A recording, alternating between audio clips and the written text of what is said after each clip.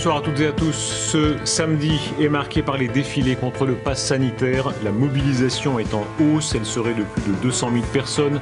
Beaucoup de manifestants scandaient des slogans invoquant la liberté ou hostiles à Emmanuel Macron. Nous verrons ce qu'il en est maintenant en direct avec Mohamed Mezrahi. La vaccination n'en continue pas moins de progresser. Regardez ce chiffre, plus de 42 millions de personnes sont vaccinées. L'exécutif salue un succès de la campagne lancée le 12 juillet par le président de la République. On verra l'état de l'épidémie elle-même. La situation est très critique à la Martinique, à la Réunion. Les transferts de patients par avion auront lieu vers la métropole. Ils demandent des moyens exceptionnels. Nous serons en direct avec le préfet de la Guadeloupe dans quelques minutes. Et puis nous ouvrirons le débat avec nos invités ici.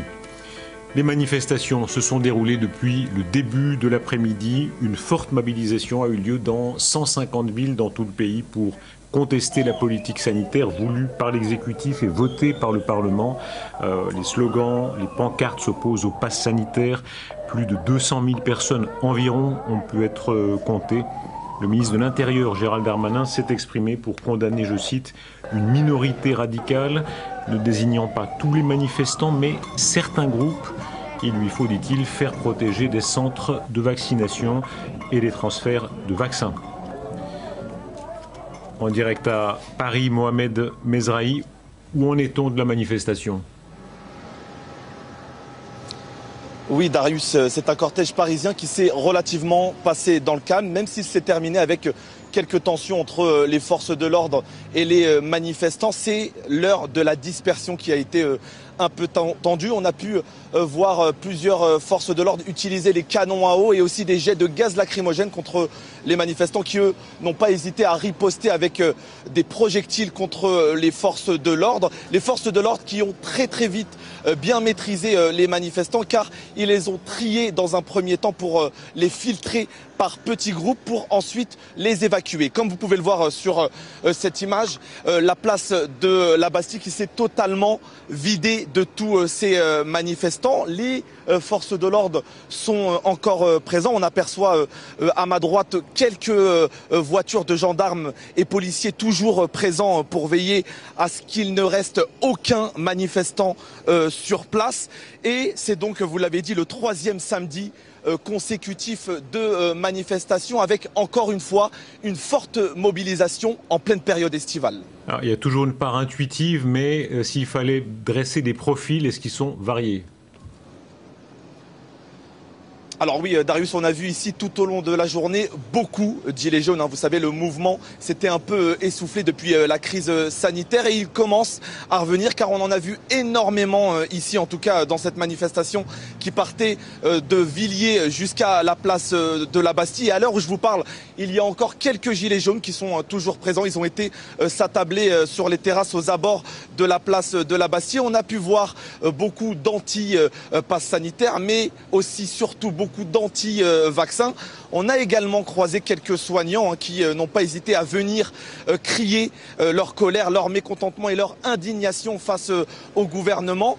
Les manifestants qui appellent à revenir manifester samedi 7 août prochain. Et on a pu même entendre il y a quelques minutes des manifestants dire aux policiers à la semaine prochaine. Merci Mohamed. Premier commentaire avec vous. Marion Parizet, vous êtes secrétaire général du groupe de réflexion Le Millénaire.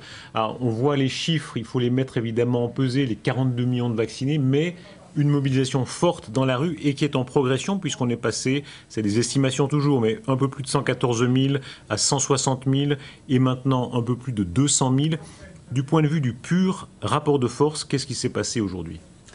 Ce qui est intéressant d'observer ces dernières semaines, c'est qu'on a quand même globalement une progression alors qu'on est au cœur de l'été qui habituellement est le moment le plus difficile pour mobiliser, que ce soit au sein de groupes organisés ou même de manière horizontale, comme on l'a vu pour le mouvement des Gilets jaunes ou pour le mouvement là qu'on a des antipasses. Donc cette augmentation de semaine en semaine, elle est inquiétante pour le gouvernement parce que on va approcher assez rapidement de la rentrée et notamment du retour de problématiques politiques avec des présidentielles qui sont aussi très proches et lors desquelles Emmanuel Macron va avoir un objectif qui va être d'incarner aussi l'ordre. S'il n'arrive pas à maîtriser ces manifestations, c'est ça qui va être mis en cause. Et on en parlera dans un moment. Est-ce que ça peut lui profiter au contraire, ou le desservir? Jad Zahab, vous êtes essayiste, auteur de Retrouver la République. Qu'est-ce qui vous a frappé, vous, dans ces manifestations aujourd'hui? Déjà, ce qui est certain, c'est qu'il y a une tendance. Et effectivement, ça vient d'être rappelé, on est au cœur de l'été. Toute chose égale par ailleurs, vous aviez raison de le dire, quand on le met en balance avec le nombre de vaccinés, il y a quand même une mobilisation qui perdure. Ce qui est certain, et on voyait dans les images de votre correspondant sur place, il y avait aujourd'hui 4 rassemblements à Paris. Un qui était à l'initiative de Florent Philippot, donc un rassemblement plus politique, mais un autre qui était plutôt composé de gilets jaunes. Et je crois que la crainte pour le gouvernement, c'est que finalement, et pour tous les politiques d'ailleurs, indépendamment des partis, c'est qu'il peut y avoir une convergence entre le mouvement des Gilets jaunes et ce mouvement-là qui est très hétérogène, qui n'a pas de revendication, mais qui, moi j'appelle ça la crise des consentements, qui j'allais dire, qui capitalise sur un rejet de l'État, sur une non-confiance à l'égard du politique. Et moi j'étais la semaine dernière dans l'une des manifestations pour voir, et beaucoup de gens nous disaient finalement, moi, vacciné ou pas, pass sanitaire ou pas, je suis là parce que je suis contre le gouvernement et je ne me ferai pas vacciner parce que c'est le gouvernement qui me dit de le faire. Donc la trame de fond de ces mouvements qui peut conduire à les rassembler, c'est finalement le fait qu'on n'a pas répondu à la crise de confiance démocratique, à la fracture ville-campagne. Et c'est ça qui est intéressant, parce que c'est vrai que, toute chose égale par ailleurs, le texte de loi sur le pass sanitaire entrera sans doute en vigueur à partir du 9 août, mais au plus long terme, la crainte, elle est là-dessus. Un temps, on disait la convergence des luttes. Là, c'est en l'occurrence, est-ce que ça ne peut pas déboucher sur quelque chose de beaucoup plus important? Plusieurs profils, ça s'entend dans certaines réactions glanées pendant la manifestation. Écoutez. Le vaccin, c'est un droit, enfin c'est une chose qui est personnelle. Donc je comprends les uns et les autres. Mais le pass sanitaire, non, c'est une atteinte à nos libertés et je suis totalement contre. On entend maintenant qu'il faut un pass sanitaire pour les patients, ce qui veut dire que ceux qui ne l'auront pas ou ne seront pas vaccinés, on les laissera dans la rue et ils pourront peut-être en mourir, alors qu'on a toujours été là pour les sauver. On a travaillé avec des PCR positifs, moi j'étais atteinte du Covid, j'ai travaillé malgré que j'étais malade, ça gênait personne. Personne. Et là, subitement, je suis un cas dangereux pour les gens. Je le ferai à contre-cœur, d'accord? Et qu'ils l'entendent bien, je le ferai à contre-cœur, d'accord? Mais j'aimerais bien que cette politique ne passe pas et qu'on retrouve nos libertés. On va débattre dans un instant du point de vue de l'économiste avec vous, Hervé Rumi, du point de vue du médecin, docteur Boissin, bonsoir. Bonsoir. Première réaction là aussi de votre point de vue, le médecin, comment il écoute ces témoignages? Le médecin est inquiet parce qu'il a beaucoup de mal à convaincre ses patients. Aujourd'hui, j'étais très heureux parce que même mes neveux, qui depuis 3 mois refusaient la vaccination, l'ont faite aujourd'hui. 3 mois de conviction, 3 fois par semaine au téléphone.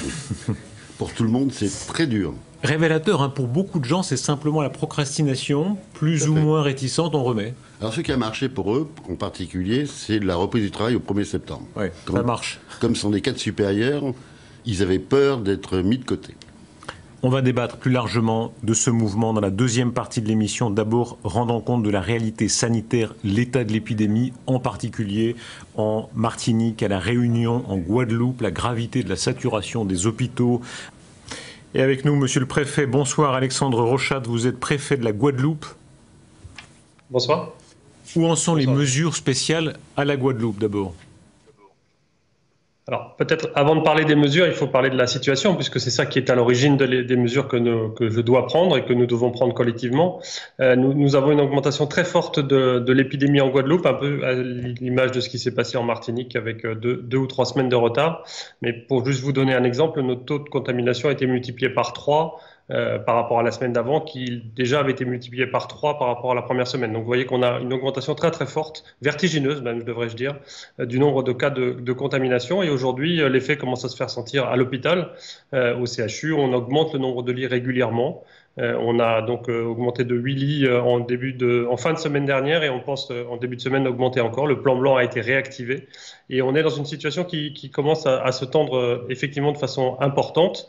Et puis l'image de ce qui se passe en Martinique nous invite à réfléchir et à essayer d'anticiper les choses puisqu'on en a encore un peu le temps. Et donc c'est pour ça après concertation avec les élus ici, nous avons décidé de mettre en place quelques mesures de restriction, alors qui sont pour la Guadeloupe des mesures de couvre-feu.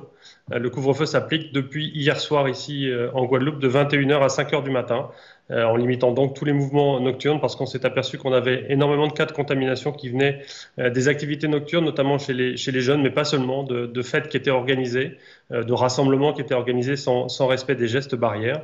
Et donc ce couvre-feu se met en place. Et puis on a une autre mesure qui est importante, qui est aussi le rétablissement des motifs impérieux pour tout voyage entre la métropole et la Guadeloupe, et dans le sens retour également, pour les gens qui ne seraient pas vaccinés, à compter de lundi prochain. Rappelé de la mort de Jacob Desvarieux, le musicien, très grande émotion, notamment sur les réseaux aujourd'hui. On sait qu'il souffrait de beaucoup de comorbidités. Est-ce qu'il est représentatif d'une population, à la Guadeloupe notamment ? Jacob Desvarieux, il est plus que représentatif, c'est une icône en Guadeloupe, et pas seulement en Guadeloupe d'ailleurs. Il suffit de regarder tous les témoignages de sympathie et de tristesse qui sont issus du monde entier. Bien sûr. Donc Jacob Desvarieux représentait quelqu'un évidemment de très important ici.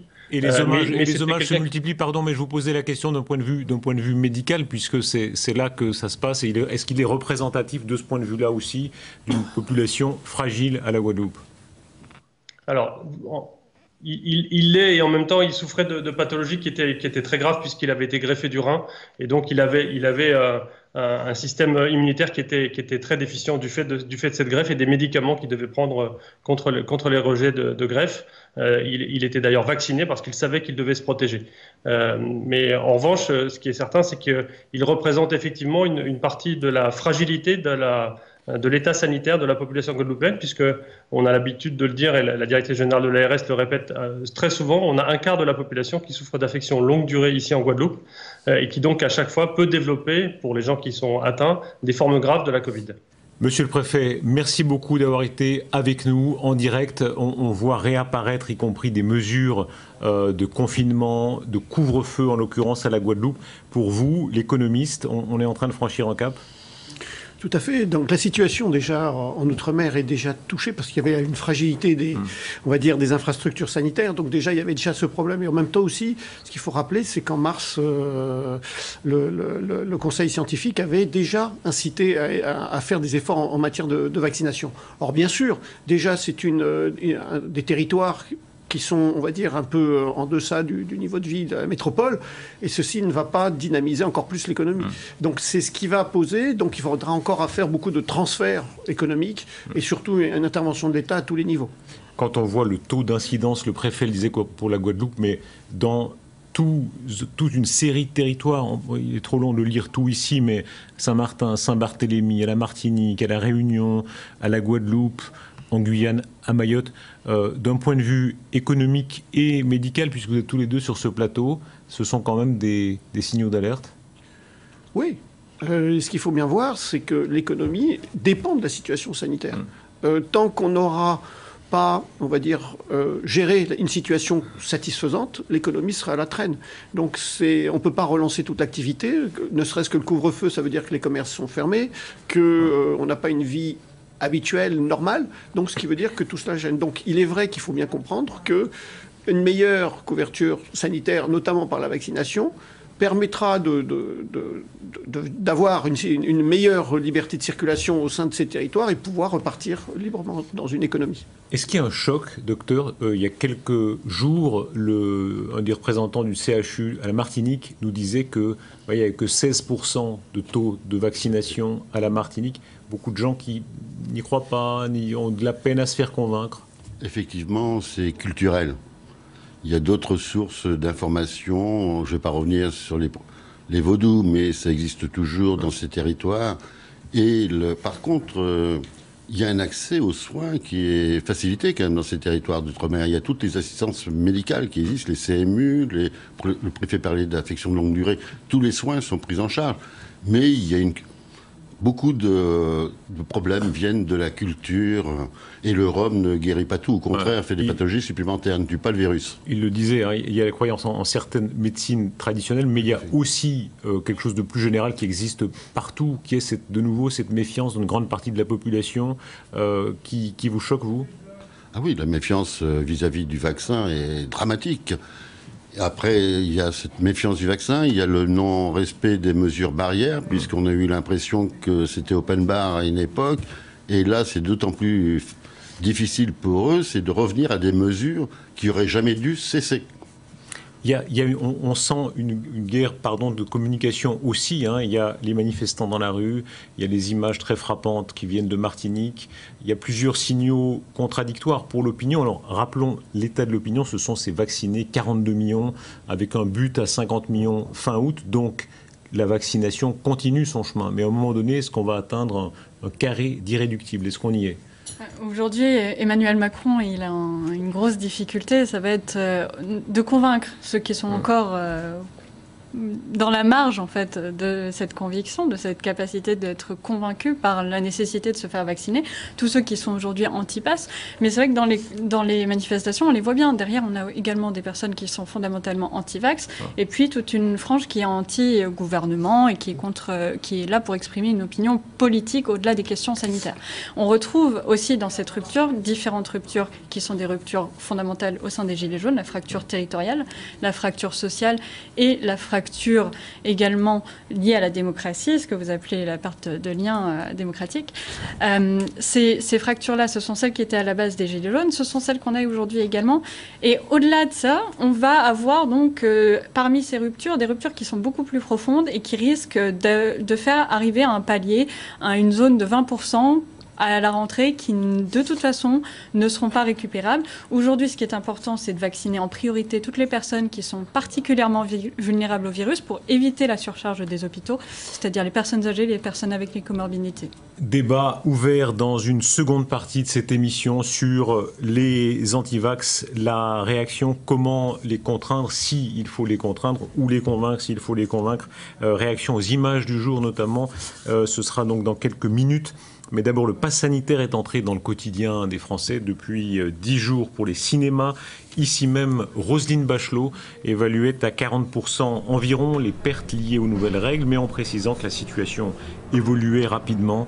Le monde du cinéma tout entier suit attentivement la fréquentation des salles, y compris évidemment un samedi soir comme maintenant. On va retrouver une des figures du cinéma français, Alexandre Arcadi. Vous êtes avec nous en direct. Merci beaucoup tout d'abord.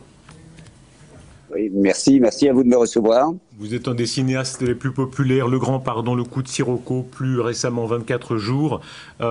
Première réaction d'abord de citoyens devant les images qu'on a vues de manifestations anti-pass. De quel œil vous les avez regardées? Je les ai regardées et je suis sidéré. Voilà, je suis anéanti par tant de sottises, parce que c'est de la sottise. Aujourd'hui, on a la chance d'avoir un vaccin qui nous protège. Je n'arrive pas à comprendre. Franchement, je n'arrive pas à comprendre. Le fait que le cinéma souffre, pour l'instant, un peu des conséquences du pass sanitaire, vous vous dites c'est une partie de sacrifice justifiée? C'est un moment. Il faut s'y soumettre. Moi, vous savez, actuellement, je suis à Nîmes où il y a un magnifique festival en plein air. Bon, c'est une chance aussi, c'est le plein air. Mais il y a l'action du pass sanitaire qui est imposée à ce festival. Et toutes les projections depuis une semaine se passent magnifiquement bien. Il y a entre 2000 et 2500 personnes. Tout le monde se soumet à ce pass. Et voilà, c'est tout simple. On est ensemble, on est protégés et on prend du plaisir à regarder un film. Dans les manifestations, il y a de tout, on l'a rappelé. Il y a des gens modérés et des gens qui ne sont pas modérés du tout. Certains extrémistes, on va en voir des images dans un instant. Vous aviez signé un film très fort, 24 jours, inspiré de l'affaire Halimi. On a vu dans les dernières semaines certaines manifestations d'antisémitisme. Est-ce qu'elles vous ont inquiété? Écoutez, l'utilisation de l'étoile jaune a été un scandale, mais c'est vraiment une ignominie absolument abjecte. Malheureusement, face à la sottise et à la bêtise, il y a peu de mots à avoir, sauf de se dire bon, eh bien, n'écoutons pas plutôt ces gens qui propagent des contre-vérités et qui sont véritablement une plaie aujourd'hui pour l'action qui est. On a la chance d'être dans un pays où on a la possibilité de se faire vacciner, on a la possibilité d'être protégé, et il y a cette déferlante, enfin cette petite déferlante, j'espère, qui va contre, et c'est vraiment de la sottise. Vous représentez le monde du cinéma sur une note plus joyeuse. Un samedi soir de vie, alors il y a quand même un grand retour à la normale. Est-ce que ça, vous le ressentez? Oui, moi je ressens vraiment une normalité.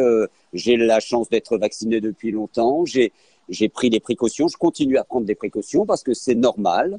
Mais aujourd'hui, ce vaccin nous permet d'accéder collectivement à des manifestations joyeuses et qui nous permettent d'avancer, quoi, d'être dans la convivialité et dans la culture. Voilà, dans la culture. Encore une fois, ici, à Nîmes, c'est exceptionnel, exceptionnel. J'avais de grandes craintes en me disant le pass sanitaire va vraisemblablement perturber un petit peu la fréquentation. Et ça n'a pas été le cas.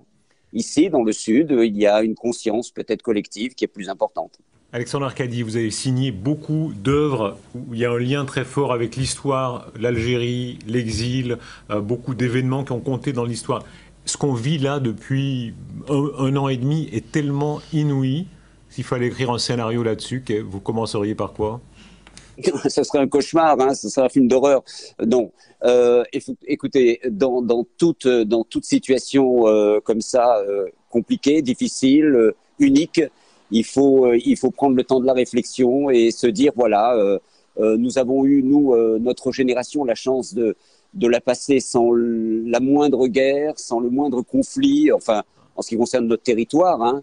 Aujourd'hui arrive cette pandémie, il faut avoir le sang-froid, garder son calme et essayer d'avancer en espérant que la majorité va comprendre la nécessité de se faire vacciner, la nécessité de protéger les autres. Alexandre Arcadi, merci infiniment d'avoir été avec nous en direct. Bon festival à vous, merci beaucoup. Nous nous retrouvons dans quelques instants pour la suite de cette émission Débat ouvert sur ce plateau. À tout de suite.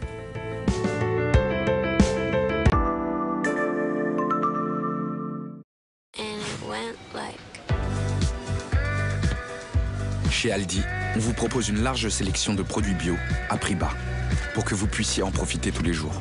Et ça devrait vous plaire. Aldi, place aux nouveaux consommateurs. Assez de prise de tête. Assez des imprévus. Eh, Volkswagen, emmène-nous à l'école. En revanche, ça, on n'en a jamais assez. Un beau jour, dans une jolie forêt. Nouveau Tiguan, on n'en fera jamais assez pour la famille. En ce moment, profitez du nouveau Tiguan à partir de 359 € par mois et découvrez notre gamme SUV en concession. Volkswagen. Qu'est-ce que les entreprises peuvent faire pour combattre la crise climatique? Alcune idée, Julio. Passer à l'éolien ou au solaire ou aux deux. Deliver my stuff in electric vehicles. Passer à une agriculture plus durable. C'est le moment. Économisez l'eau. What's it gonna take for you to do something? Yeah, do you even care? Faites quelque chose. Le changement climatique nous affecte tous. Vous avez l'occasion de faire quelque chose de bien.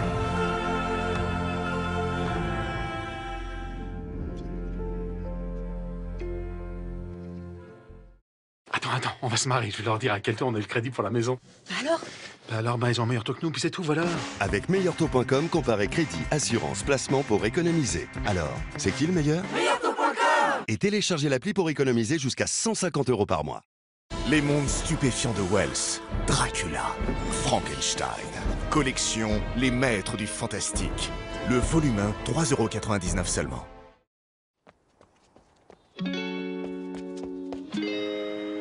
On peut gagner de la hauteur, gagner en maillot. Gagner pour ses couleurs, gagner pour son drapeau. On peut gagner sur un tapis, gagner sous l'eau. Gagner dans un rouleau, gagner à Tokyo. On peut gagner avec ses tripes, gagner en transe. Gagner pour le titre. Gagner pour la France. Tous avec les Français des Jeux pour faire gagner le sport. FDJ, partenaire officiel. Et voir la France gagner. J'étais dans mon salon, tranquille, et d'un coup, ils ont décidé de m'envahir. Ils sont toujours dans mes pattes. Mais c'est quoi cette blague? Il y a un bureau dans le salon maintenant? Bon, c'est vrai que c'est au poil ici, mais ils sont chez moi comme... Eh, vas-y, lâche-moi la patte, toi. Eh, t'oublies pas mes croquettes, hein? Ikea.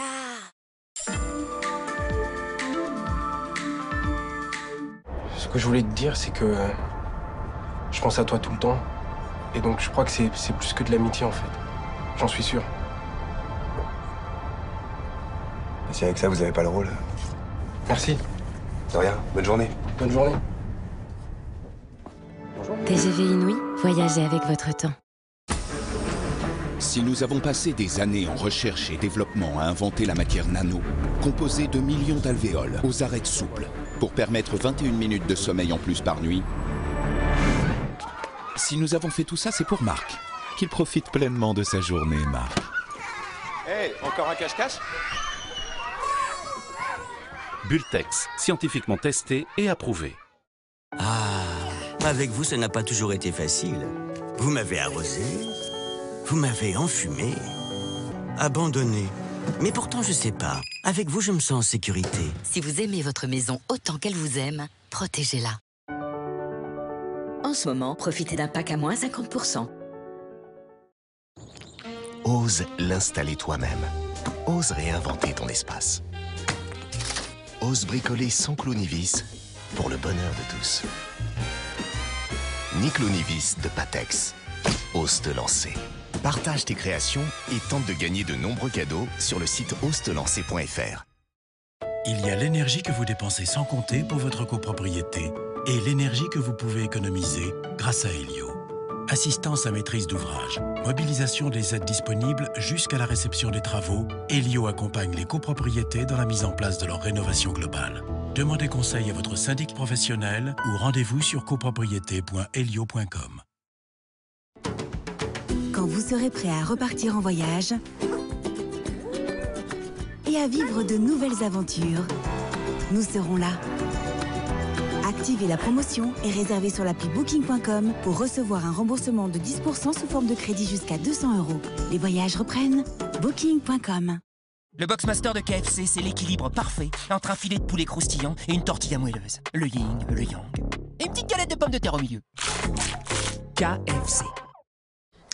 Direct Assurance, bonjour. Mais vous trouvez ça normal de nous faire économiser 240 €? Mais c'est scandaleux, monsieur. Alors je vais vous dire, moi, hein, Direct Assurance, il n'y a pas de tu-tu-tu-lu-lu. Non, on va rester chez vous. C'est clair?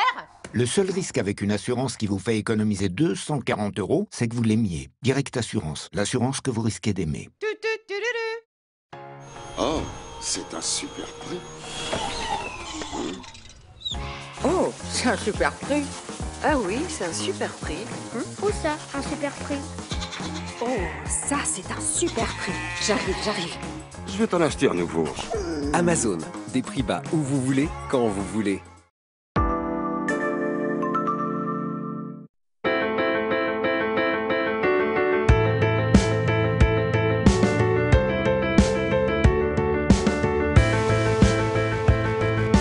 Nous revenons à l'actualité marquée par les manifestations contre le pass sanitaire. Rappelons la mise en balance dans l'opinion. La campagne de vaccination continue. À l'heure où on est à 42 millions de vaccinés. Simultanément, les anti-pass sanitaires sont redescendus dans la rue ce samedi pour le 3e week-end consécutif. Une forte mobilisation a été observée tout au long de l'après-midi. Plus de 200 000 estimations, plus de 200 000 pour l'ensemble de la France, 150 villes. À titre d'exemple, à Montpellier, on a articulé le chiffre de 8500 personnes, chiffre en forte augmentation par rapport aux 5500 d'il y a une semaine. Nous allons ouvrir la discussion sur cette tension. Les militants déterminés, mais aussi une partie plus large de l'opinion indécise. Les non-vaccinés peuvent-ils revendiquer le libre choix ? Ou sont-ils responsables de la circulation du virus qui nuit aux autres?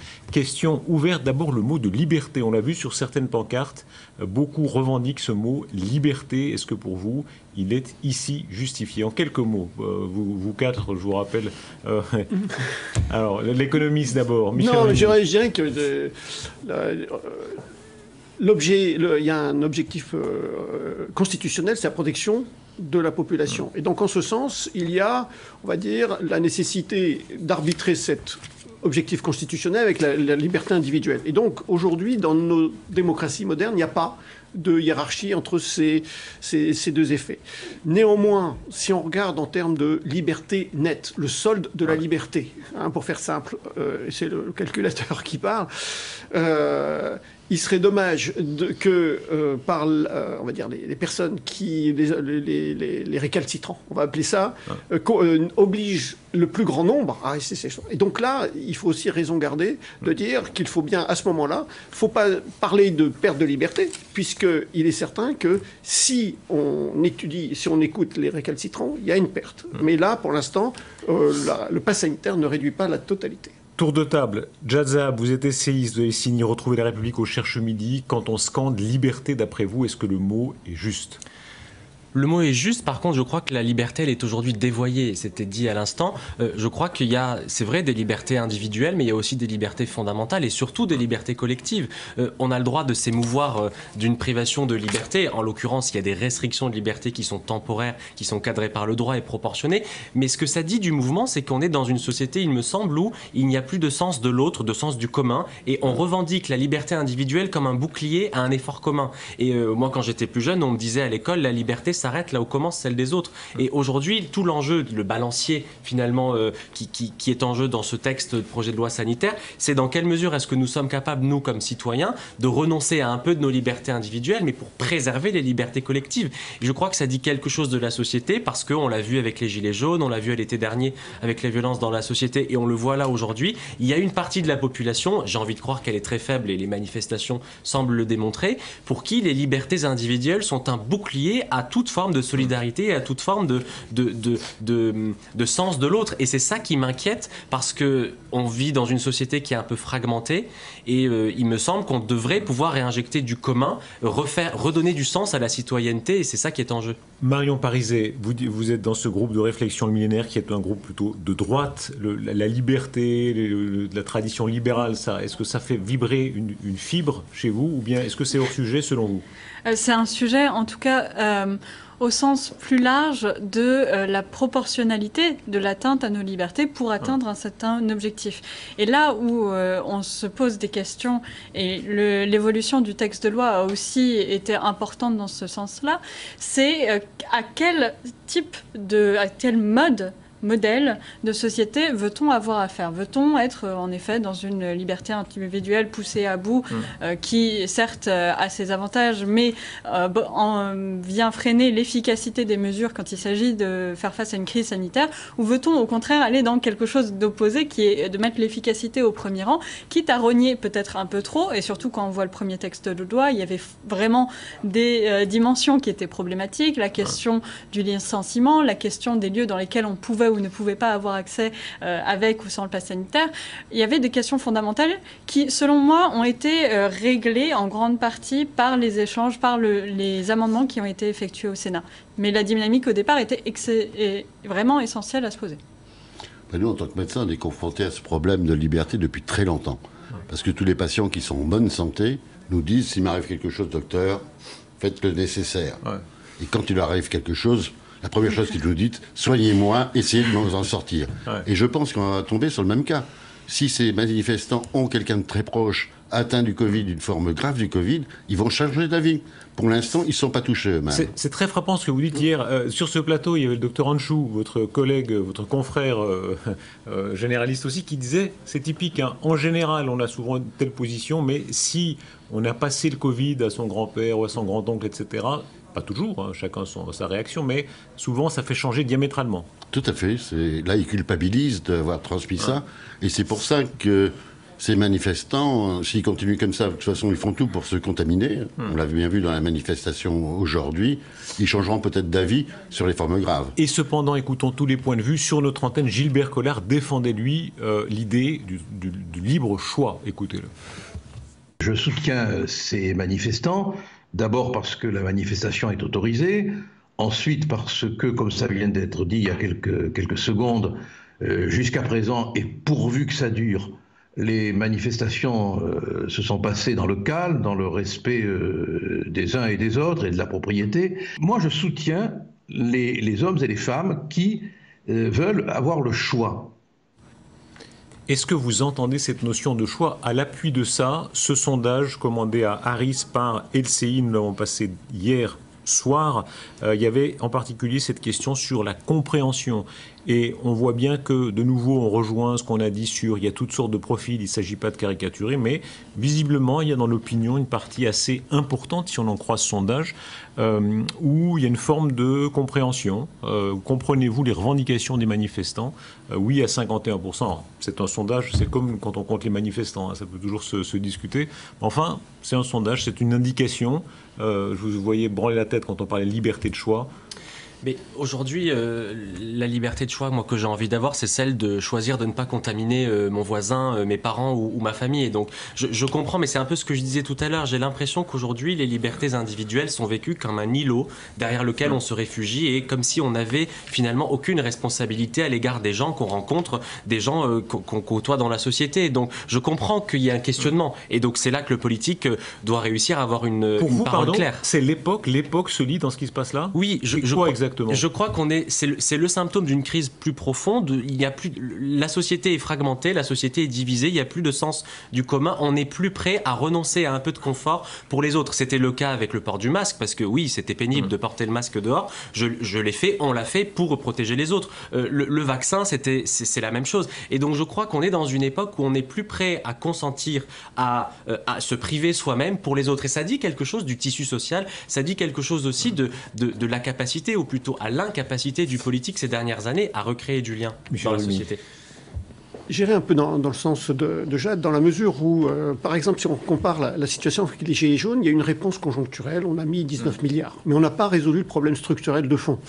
Là également aussi, on va avoir une réponse politique. Et là, le grand problème, c'est que fondamentalement, le problème de fond, on ne pose pas la question de savoir pourquoi il y a tant... Non pas de contestation, je crois que le vecteur et le pass sanitaire, ça peut être la vaccination, etc. Mais au plus profond, s'il y a un problème structurel, c'est que la population se fragmente et c'est ça qui pose le problème. On n'a pas de réponse. Et ce qui m'inquiète dans un proche avenir, c'est que des hommes politiques soient un peu plus démagogues, récupèrent un peu cette volonté de contestation, mais qui finalement n'apportent pas une réponse appropriée. Pour l'instant, qui récupère, le mot est volontairement un peu péjoratif, mais on peut le tourner en positif, qui peut être représentatif de ce mouvement? Alors on voit quelques noms, mais c'est des gens qui, soit dans les élections, soit dans les sondages, pour l'instant, avaient souvent peu de force. À qui ça peut profiter? Je pense que, comme pour le mouvement des Gilets jaunes, il va y avoir une difficulté profonde à essayer de faire une récupération, parce que je pense qu'à ce stade, il faut parler de récupération plus que de représentation de ce mouvement, parce qu'on a là encore des divisions internes et des revendications qui sont très diverses. Au final, on est sur aussi, il faut se rappeler, ce mouvement ce que M. Teinturier appelle les plus rien à foutre, plus rien à faire, plus rien à foutre.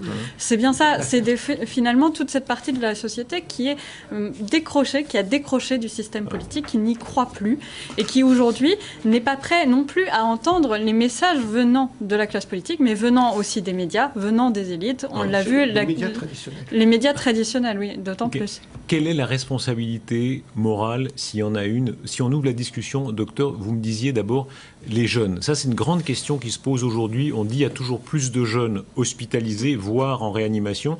Et on se demande, est-ce que c'est une illusion d'optique parce que, comme il y a davantage de personnes âgées vaccinées, on voit davantage les jeunes, ou est-ce que vraiment vous avez le sentiment de voir plus de jeunes dans vos cabinets aux urgences? Depuis toujours. Je l'ai toujours dit, que les jeunes étaient atteints. On a dit pendant une certaine période que les jeunes ne risquaient rien. C'était faux.